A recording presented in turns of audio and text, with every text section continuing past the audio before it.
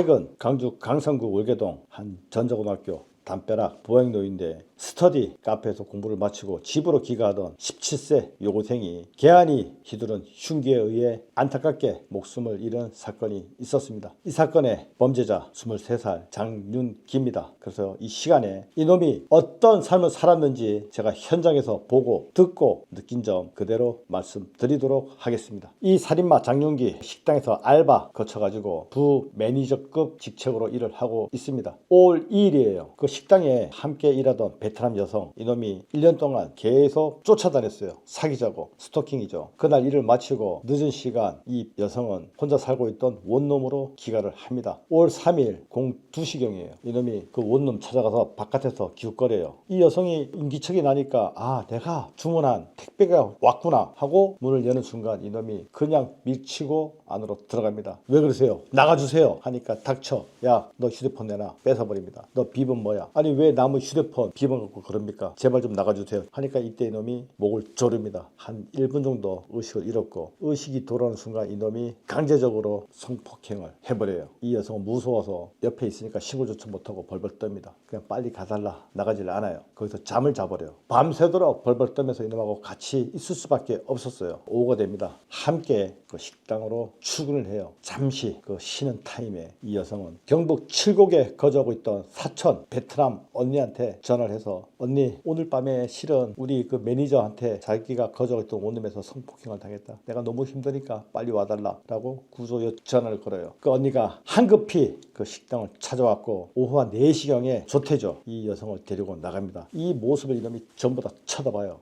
저것들이 나를 경찰에 신고할 수 있겠구나 하고 따라 나갑니다. 17시경에 이놈이 다가서 흉기 2점 칼을 구입을 해요. 아마 경찰서 가서 신고했을 것이라고 막 쫓아다녀. 아무리 찾아도 찾을 수가 없어. 이것들이 도대체 어디 갔지? 20시경입니다. 그 원룸 찾아가니까 불이 켜져 있어요. 집에 있구나 하고 또 기웃거려. 이 여성들이 이놈이 찾아온 곳을 멀리서 지켜봅니다.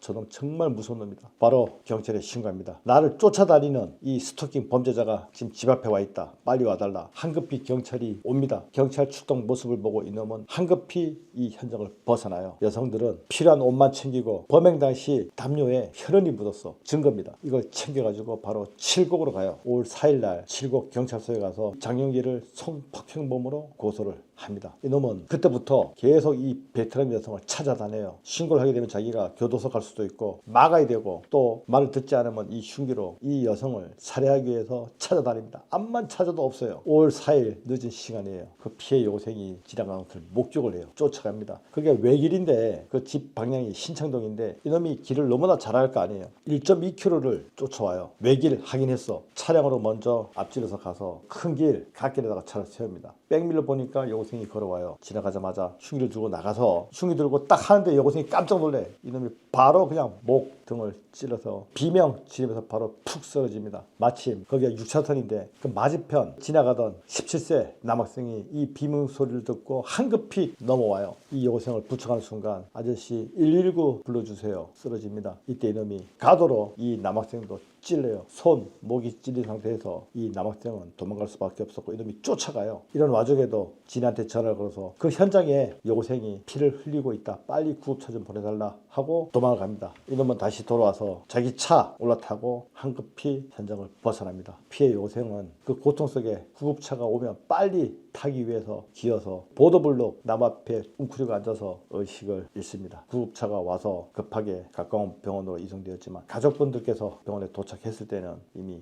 눈도 감지 못한 채 숨을 거두었습니다. 이놈은 집 방향하고 반대 방향으로 차를 끌고 가서 차를 숨기고 범행 흉기 가도를 배수로에 던져버립니다. 택시를 타고 번화가에 와서 셀프 빨래방 혈흔 묻은 옷 세탁하고 비어있는 원룸으로 숨어 들어갑니다. 경찰들은 범행 당시 사용했던 이놈의 차 넘버 확인하고 소유자, 이놈 거주지 전부 다 확인을 해요. 이놈 잡으러 다니는데 찾을 수가 없어. 이놈 휴대폰 다 꺼버렸어요. 분명히 거주지로 올 것이다 하고 월계동 일대 그 원룸 앞에 전부 다 잠보고 있어요. 11시경 이놈이 저 멀리서 터벅터벅 걸어와요. 거주지 현관 앞에서 형사들이 덮쳐가지고 이놈 강산경찰서 형사계로 바로 압송을 합니다. 체포되자마자 한다는 말이 너 왜 죄 없는 여고생을 살해했어? 그냥 내가 사기 싫어서 죽였습니다. 이런 망발을 한 놈입니다. 여기까지가 사건 개요이고 지금부터 이놈이 그 어떤 삶을 살았는지 말씀드리도록 하겠습니다. 장윤기 이놈 초중고 첨단에서 학교생활을 보냈고 정말로 그저 평범한 아이였습니다. 친구가 그리 많지 않았고 걔는 이 노는 무리가 없었다는 거예요. 놀더라도 조용한 애들하고만 올려 다녔고 고등학교까지는 모태솔로, 그러니까 못소리라는 거예요. 살이 많이 쪄서 자존감 완전히 제로, 항상 이렇게 말이 없는 그런 친구였다는 거예요. 고등학교 졸업 후에 식당 등지에서 알바를 했고 군대는 사회복무요원 마치고 식당에서 알바를 거쳐 현재 직원이 되어 부매니저급 직책까지 올라갔다는 거예요. 취미는 전혀 없대요. PC방 가는 거 하고 헌팅 포차 이 두 개를 엄청 좋아한다는 거예요. PC방 가서도 게임은 전혀 하지 않고 오로지 유튜버 시청만 하는데 연애 프로, 먹방 두 개만 본다는 거예요. 그 중에서 한역 즐겨보았고 그 친한 여자친구 하나도 없다는 거예요.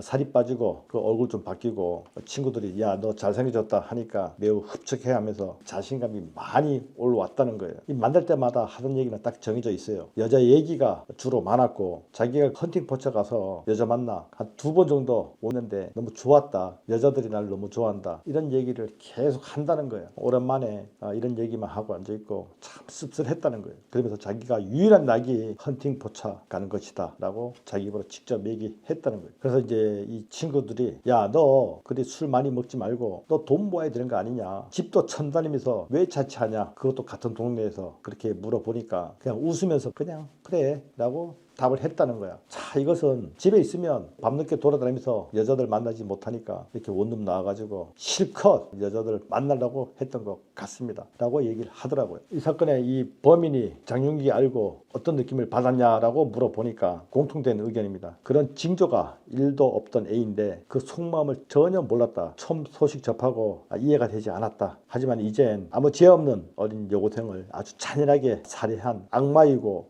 정말 소름이 끼친다. 처벌받는 것은 마땅하지 않나 라고 얘기를 하더라고요. 그러니까 이놈이 자존감이 전혀 없다가 얼굴 좀 바뀌면서 그 여성들이 좀 좋아하니까 업이 된 거예요. 그리고 쉽게 말해서 헌팅포차 가서 이 여성 저 여성 만나서 성적으로 자기가 그런 쾌락을 즐기다 보니까 자신감이 생긴다고 보고 성적으로 미친놈이 돼버린 거예요. 그런데 같이 일하는 이 베트남 여성이 나를 무시해? 니까짓 게? 이것 봐라. 너 안 되겠어. 계속 스토킹하다가 올 2일 일 마치고 올 3일 새벽에 집으로 쳐들어가서 범행을 했던 것이고, 범행 한 번이 정말 어려운 것이지 이 여성이 신고할까봐 그거 막으려고 아니면 죽이려고 미리 흉기를 준비했고 부하가 침입 상태에서 밤늦게 기가하던 이 여고생을 발견하고 건널 수 없는 강을 건넜고 완전히 선을 넘은 거죠. 아무 죄 없는 그 어린 여고생을 이 찐따 같은 놈이 살해했다는 거 정말 화가 납니다. 그 추모 현장에 있는 가족분들 하나밖에 없는 이쁜 딸 아주 황망하게 보내서 너무나 힘듭니다. 아빠는 눈에 초점이 거의 없어요. 찾아주는 추모객들 맞이하고 있고 엄마는 울음이 그치지 않습니다. 이모는 그 사진에 티끌 때 하나 묻을까봐 연신 닦아내고 있고 막내 동생은 차에 혼절해 있어요. 하지만 누나 가는 길 그 힘겹게 영정 사진 껴안고 있고 사촌 언니는 그 여동생이 마지막 머물렀던 자리에 앉아서 연신 눈물을 흘리고 있습니다. 많은 시민분들께서 위로 방문하시고 계시고요. 그 남학생 많이 다쳤습니다. 정신적, 유체적 빨리 쾌차되길 바라며 유가족분들 정말 힘내시기를 바랍니다.